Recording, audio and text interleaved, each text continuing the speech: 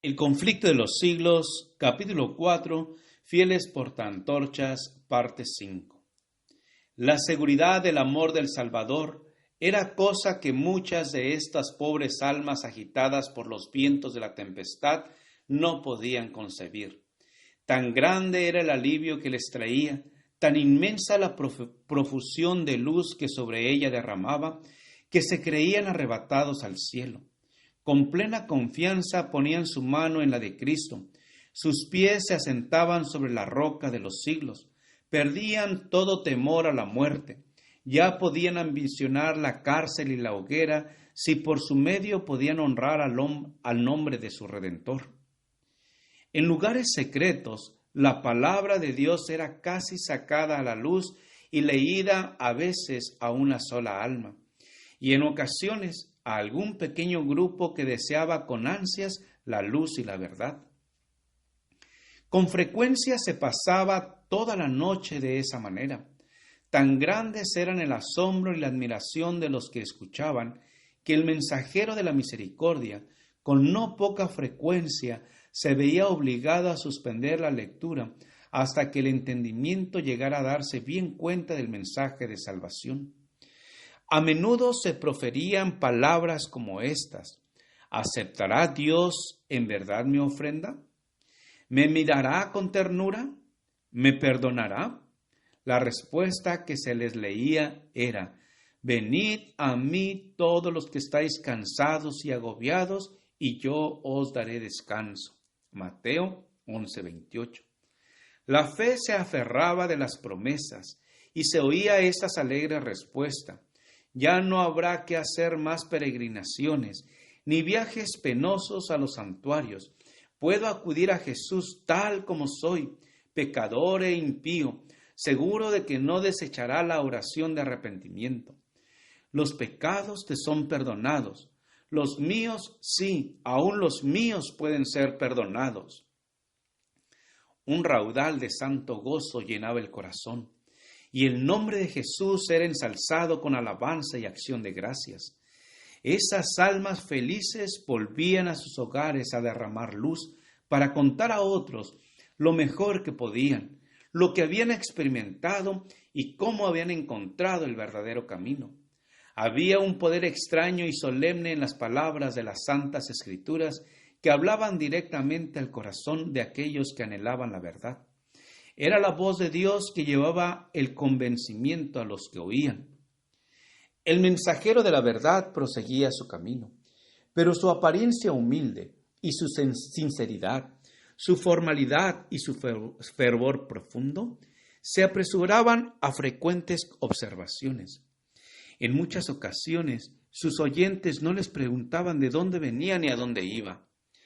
Tan embargados se hallaban al principio por la sorpresa y después por la gratitud y el gozo, que no se les ocurría hacerles preguntas. Cuando le habían instado a que los acompañara a sus casas, les habían contestado que debían primero ir a visitar las ovejas perdidas del rebaño. ¿Sería un ángel del cielo?, se preguntaban. En muchas ocasiones no se volvía a ver al mensajero de la verdad. Se había marchado a otras tierras, o su vida se consumía en algún calabozo desconocido, o quizás sus huesos blanqueaban en el sitio mismo donde había muerto dando testimonio por la verdad. Pero las palabras que había pronunciado no podían desvanecerse. Hacían su obra en el corazón de los hombres, y solo en el día del juicio se conocerán plenamente sus preciosos resultados. Los misioneros valdenses invadían el reino de Satanás y los poderes de las tinieblas se sintieron incitados a mayor vigilancia. Cada esfuerzo que se hacía para que la verdad avanzara era observado por el príncipe del mal, y éste atizaba los temores de sus agentes. Los caudillos papales veían peligrar su causa debido a los trabajos de estos humildes viandantes. Si permitían que la luz de la verdad brillara sin impedimento, disiparía las densas tinieblas del error que envolvían a la gente, guiaría los espíritus de los hombres hacia Cristo solo y destruiría al fin la supremacía papal. La misma experiencia de estos creyentes que guardaban la fe de la primitiva iglesia era un testimonio constante contra la apostasía de Roma y por lo tanto despertaba el odio y la persecución más implacables. Era además una ofensa que Roma no podía tolerar, el que se negasen a entregar las sagradas escrituras. Determinó raerlos de la superficie de la tierra. Entonces empezaron las más terribles cruzadas contra el pueblo de Dios en sus hogares de las montañas. Lanzáronse inquisidores sobre ellas, y la escena del inocente Abel cayendo ante el asesino Caín repitióse con frecuencia. Una y otra vez fueron asolados sus feroces campos, destruidas sus habitaciones y sus capillas, de modo que de lo que había sido campos florecientes y hogares de cristianos sencillos y hacendosos, no quedaba más que un desierto. Como la fiera que se enfurece más y más al probar la sangre, así se enardecía la hazaña de los siervos del Papa con los sufrimientos de sus víctimas. A muchos de estos testigos de la fe pura se les perseguía por las montañas y se les cazaba por los valles donde estaban escondidos, entre bosques espesos y cumbres roqueñas. Ningún cargo se le podía hacer al carácter moral de esta gente proscrita. Sus mismos enemigos la tenían por gente pacífica, sosegada y piadosa. Su gran crimen consistía en que no querían adorar a Dios conforme a la voluntad del Papa, y por este crimen se les infligía todos los ultrajes, humillaciones y torturas que los hombres o los demonios podían inventar. Una vez que Roma resolvió exterminar la secta odiada, el Papa expidió una bula en la que condenaba a sus miembros como herejes y los entregaba a la matanza. No se les acusaba de holgazanes, ni de deshonestos, ni de desordenados, pero se declaró que tenían una apariencia de piedad y santidad que seducía a las ovejas del verdadero rebaño.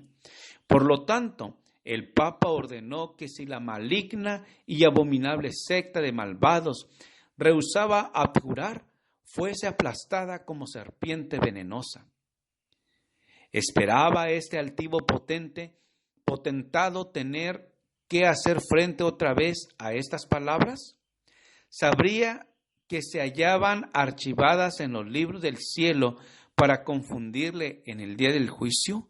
En cuanto lo hicisteis a uno de los más pequeños de estos mis hermanos, dijo Jesús, a mí lo hicisteis. Mateo 25:40. En aquella bula se convocaba a todos los miembros de la Iglesia a participar en una cruzada contra los herejes. Como incentivo para persuadirlos a que tomaran parte en tan despiadada empresa, absolvía de toda pena o penalidad eclesiástica, tanto general como particular, a todos los que se unieran a la cruzada, quedando de hecho libres de cualquier juramento que hubieran prestado. Declaraba legítimos sus títulos sobre cualquier propiedad que hubieran alquilado ilegalmente y prometía la remisión de todos sus pecados a aquellos que mataran a cualquier hereje. Anulaba todo contrato hecho en favor de los valdenses, ordenaba a los criados de estos que los abandonasen, prohibía a todos que les prestasen ayuda de cualquier clase y los autorizaba para tomar posesión de sus propiedades. Este documento muestra a las claras qué espíritu satánico obraba detrás del escenario. Es el rugido del dragón y no la voz de Cristo lo que en él se dejaba oír. Los jefes papales no quisieron conformar su carácter con el gran modelo dado en la ley de Dios, sino que levantaron modelo a su gusto y determinaron obligar a todos a ajustarse a éste, porque así lo había dispuesto Roma. Se prepararon los más horribles tragedias. Los sacerdotes y papas corrompidos y blasfemos hacia la obra que Satanás les enseñara. No había cabida para la misericordia en sus corazones. El mismo espíritu que crucificara a Cristo y que matara a los apóstoles el mismo que impulsara al sanguinario Nerón contra los fieles de su tiempo, estaba empeñado en exterminar a aquellos que eran amados de Dios. Las persecuciones que por muchos siglos cayeron sobre esta gente temerosa de Dios fueron soportadas por ella en una paciencia y constancia que honraban a su Redentor. No obstante las cruzadas lanzadas contra ellos y la inhumana matanza a que fueron entregados, siguieron enviando a sus misioneros a diseminar la preciosa verdad. Se los buscaba para darles muerte, y con todo, su sangre regó la semilla sembrada, que no dejó de dar fruto.